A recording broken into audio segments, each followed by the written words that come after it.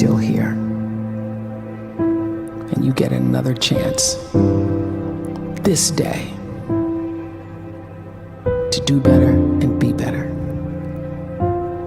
Another chance to become more of who you were created and what you were created to fulfill.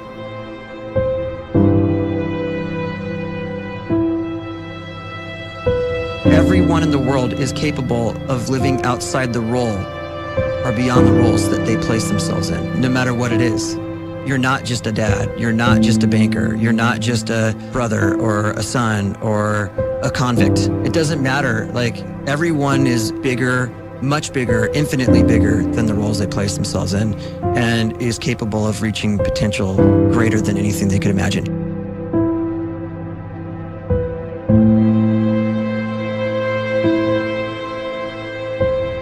You can live the life you desire.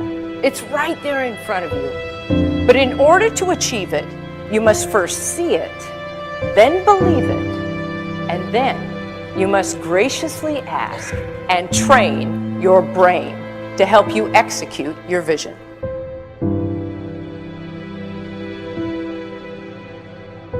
So when you start to focus and you delete distraction from your life, and you start to get seriously invested in doing one thing staggeringly well, and you practice that one thing over and over, a term to think about is mundanity. You do one simple, seemingly insignificant thing every day around your main skill, and it's very mundane, but small daily improvements over time lead to world-class results. Well, here's what happens in your brain. You start to isolate a single neurocircuit around that skill, and that starts to trigger a certain type of brain cell called an oligodendrocyte, which then releases myelin. Myelin is a fatty tissue that starts to wrap around that single neurocircuit related to that main skill you've been practicing.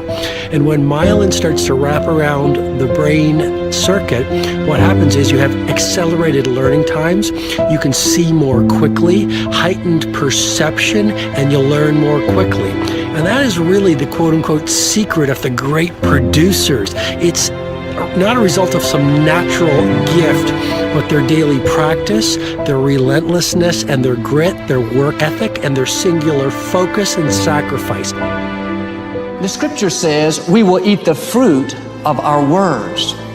You are planting seeds when you talk. At some point, you're going to eat that fruit.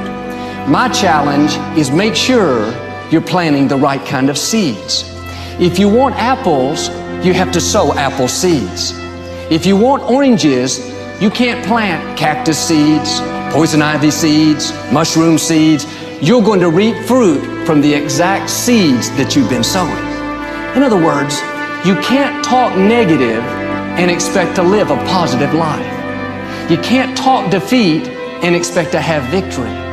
You can't talk lack, not enough, can't afford it, never get ahead, and expect to have abundance. If you have a poor mouth, you're going to have a poor life. If you don't like what you're seeing, start sowing some different seeds.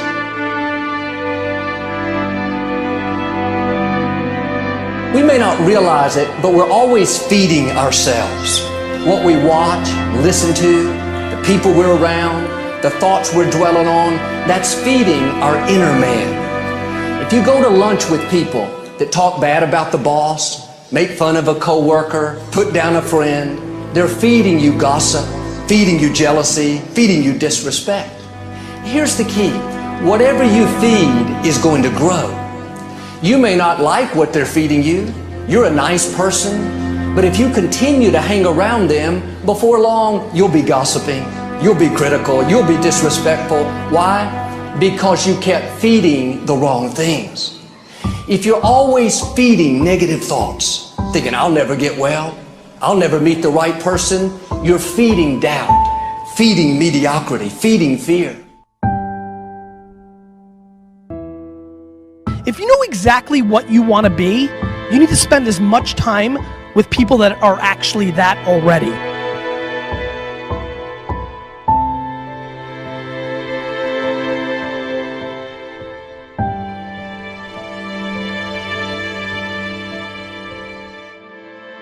cannot let a fear of failure or a fear of comparison or a fear of judgment stop you from doing what's going to make you great.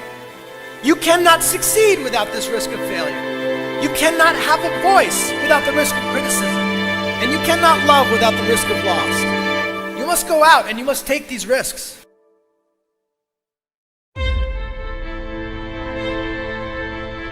You don't have the time to waste time, because time doesn't wait till you discover your purpose. If you don't know why you was born, time is still moving. And if you discover your purpose at 90 years old, it's too late.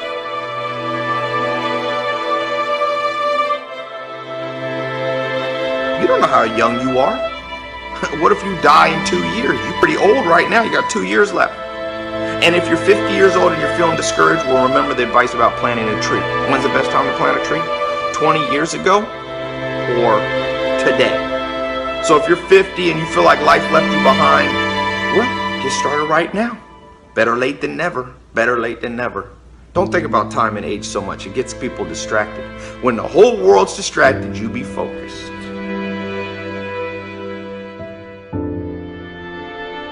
You have to trust your own voice, your own ideas, your honesty, your vulnerability, and through this you will find your way. You do not have to be fearless. Just don't let fear stop you. Live like this as best you can, and I guarantee you will look back on a life well lived. You are capable of greatness in your profession, and more importantly, in your quality of self. Stay hungry. Stay young at heart. Take those risks. You are going to change the world around you in big ways and in small.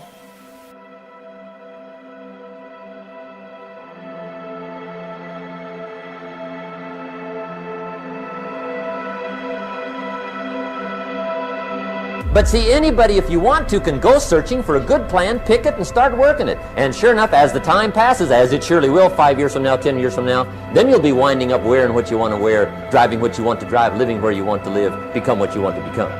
But now's the time to fix the next 10 years. And who can? Anybody.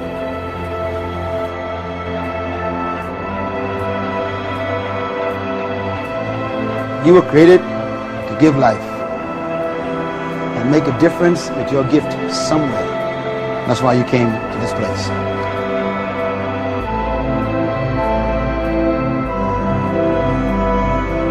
You want to improve? You want to get better? You want to get on a workout program or a clean diet? You want to start a business?